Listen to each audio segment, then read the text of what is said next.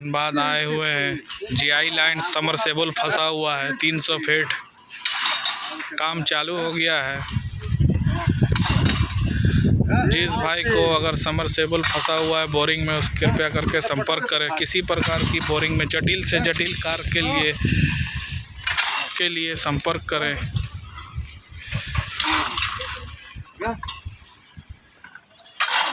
देखिए पतवा आ गया, वहाँ कहाँ आ गया,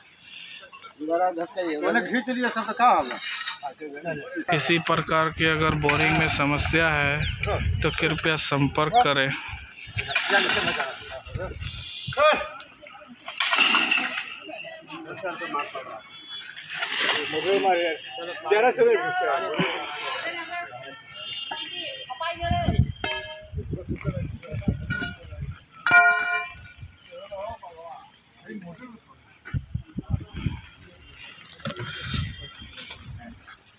नीचे मारा पर यार क्या काम कर रहे तुम्हारे यहाँ नीचे मारते हैं दोनों ये बात ना माचिस मार के वहाँ मैं नहीं मार दूँ